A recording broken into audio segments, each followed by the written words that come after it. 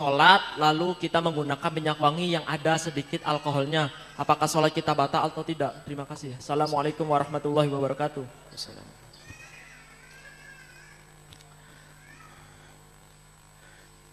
Minyak wangi, atau pertama adalah kita bicara tentang alkohol, termasuk najis yang 7 dalam madhab kita Imam Asy-Syafi'i radhiyallahu ta'ala anhu. Yang disebut najis adalah semua najis. Yang kelima adalah semua cairan yang memabukkan. Di dalam masalah cairan memabukkan di sini termasuk adalah alkohol. Alkohol dikatakan itu adalah saripati khamr, ruhul khamr. Khamr haram diminum sekaligus najis. Dan najisnya khamr itu kalau mengenai baju, maka baju menjadi tidak sah kalau digunakan untuk sholat. Dan jika digunakan untuk di tempat sajadah atau tempat sholat, maka menjadi sholat kita tidak sah. Kalau berkena badan pun menjadi tidak sah sholat kita. Sebab syarat sahnya sholat adalah harus kita itu terbebas dari najis di dalam badan, di dalam pakaian, dan di dalam tempat. Nah, alkohol adalah ruhnya khamr. Ruhnya khamr. Berkenaan dengan, kalau sudah begitu, maka kalau alkohol yang biasa dikonsumsi untuk diminum itu, karena itu adalah ruhnya khamr, maka hukumnya najis. Menurut 4 madhab, tidak ada perbedaan dalam hal ini. Di dalam madhab Imam Abu Hanifah, kemudian madhabnya Imam Malik, madhab Imam Syafi'i, dan Imam Ahmad ibn Hanbal. Baik, ini dulu kaidahnya seperti ini. Kemudian, alkohol yang ada di dalam minyak, itu bagaimana hukumnya? Baik, sekarang pertanyaannya, apakah alkohol yang ada di dalam minyak wangi itu sama dengan jenis alkohol yang biasa dikonsumsi untuk minuman keras? Nah, ini perlu dijelaskan.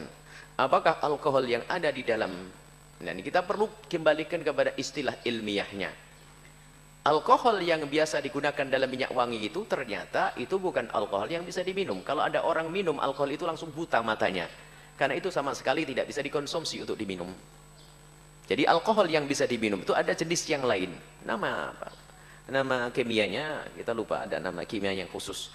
Jadi alkohol yang biasa digunakan di kosmetik, digunakan untuk minyak wangi, itu adalah bukan alkohol yang biasa digunakan untuk campuran minuman. Sebab alkohol yang biasa digunakan untuk minyak wangi itu sama sekali tidak bisa dikonsumsi. Siapapun yang mencoba meminumnya, maka akan menjadi buta matanya. Akan itu merusak. Baik, jika benar seperti itu, maka kasusnya alkohol yang biasa digunakan dalam minyak wangi ini bisa disamakan dengan hukum spiritus, minyak tanah. Diminum boleh enggak?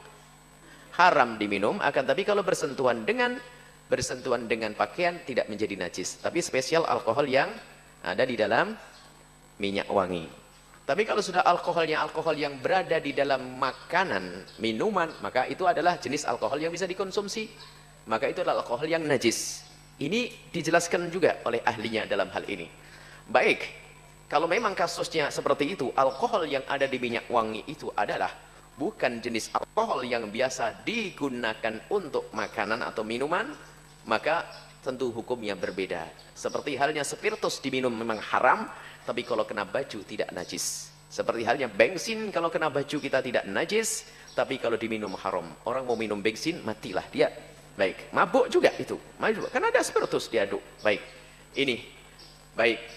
Kemudian ada lagi yang mengatakan bahwasanya, ini yang ketiga, pembahasan yang ketiga. Alkohol yang ada di dalam minyak wangi itu adalah sama dengan alkohol yang bisa dikonsumsi.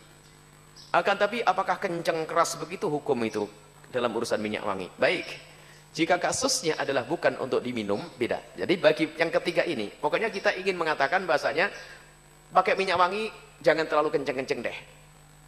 Jadi yang jelas begini, orang kelompok yang ketiga mengatakan bahwa alkohol yang digunakan di dalam minyak wangi itu sama dengan alkohol yang dikonsumsi. Artinya jika diminum hukumnya tetap haram. Baik, haram. Cuman sekarang yang dibahas masalah kenajisannya. Jadi ya jelas kalau alkohol Anda konsumsi masuk ke dalam perut Anda haram, harga mati, sudah jelas ya. Biarpun obat batuk yang selama ini Anda konsumsi, bagi yang mengatakan sama, minyak wangi juga sama. Kalau alkohol minyak wangi dan alkohol yang ada di obat batuk dan sebagainya sama, berarti lihat hukumnya sama. Dalam hal ini adalah yang disepakati bahwa urusan dikonsumsi mutlak. Jangan, biarpun 0,5%, Anda tidak boleh mengkonsumsi obat batuk yang ada alkoholnya. Selesai.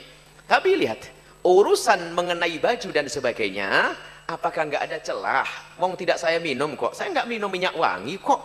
Minyak wangi hanya saya oles untuk pewangian. Tambahan yang ada di dalam minyak wangi ada alkoholnya. Apakah benar-benar nggak boleh? Maka dalam hal ini ulama mengatakan, 4 madhab mengatakan yang alkohol yang haram diminum tadi, maka pendapat kebanyakan ulama 4 madhab sama seperti dikatakan pendapat ke kelompok yang pertama tadi, kalau terkena baju tidak sah kalau itu kita pakai sholat. Cuman di situ ada celah, ada pendapat, asalkan jangan diminum itu saja, jangan sampai ditukar. Wow, berarti minum jadi gak apa-apa. Oh, salah ini. Jadi diminum harga mati. Nggak ada perbedaan dalam hal ini. Tapi urusan mengenai baju dan tangan, maka itu ada pendapat orang besar, Imam Muzani. Dalam madhab Imam Asy-Syafi'i, Rabi'atul Ra'i, kemudian juga Syaukani.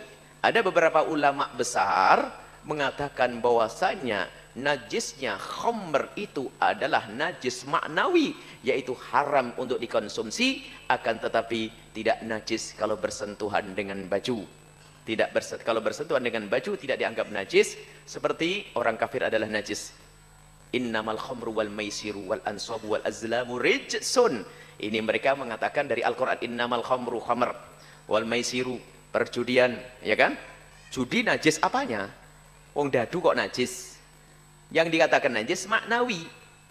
Maknanya. Jadi berjudia enggak boleh. Jadi khamr itu adalah kerjaannya, minuman dia boleh. Tapi kalau bersentuhan dengan baju, menurut Imam Rabi'atul Ra'i, Imam Muzani dan juga Imam Muslim, Imam Syaukani, itu dikatakan bahasanya kalau kesentuh baju nggak apa-apa, akan tapi kalau diminum saja yang haram. Nah, ini kelompok yang ketiga seperti itu. Jadi masih ada celah.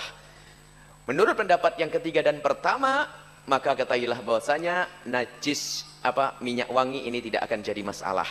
Pendapat yang kelompok yang pertama yang mengatakan bahwasanya alkohol yang digunakan untuk minyak wangi bukanlah alkohol yang digunakan untuk minuman.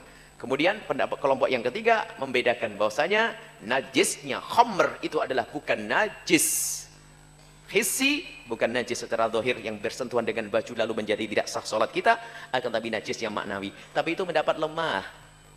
Tidak pantas kita dikit-dikit pakai pendapat lemah. Akan tapi dalam keadaan tertentu kita boleh. Artinya begini, jika Anda diberi oleh seseorang, maka ya terima sajalah. Tapi kalau ternyata Anda beli, pilihlah yang tanpa alkohol. Selagi masih ada peluang. Jangan sampai nanti ada orang nyemprotkan kepada Anda, "Astagfirullahaladzim, najis, la ilaha illallah, salat." Nah, tidak enak hati. Jadi seperti itu. Dan ternyata memang kami lebih cenderung untuk mengikuti ulama kelompok yang pertama tadi. Ini adalah beda. Jadi kita gampang saja, ringan saja. Yang penting Anda jangan diminum deh minyak wanginya ya. Yang penting jangan diminum, kemudian jangan diaduk sama teh. Alkoholnya itu nggak boleh, itu semuanya. Kalau masuk ke dalam perut kita menjadi tidak boleh. Tapi kalau bersentuhan dengan baju, masih ada khilaf di antara ulama. Kemudian kami tegaskan lagi ya, selagi urusannya bukan Anda minum, kemudian masih ada celah di antara para ulama, maka hendaknya kita juga jangan terlalu kaku-kaku. Tapi tetap Anda bisa memilih. Kalau Anda beli ya yang non alkohol. Tapi kalau dikasih, ya pakai sajalah. Karena sudah dikasih, biar yang ngasih senang. Itu saja. Wallahu a'lam bishawab.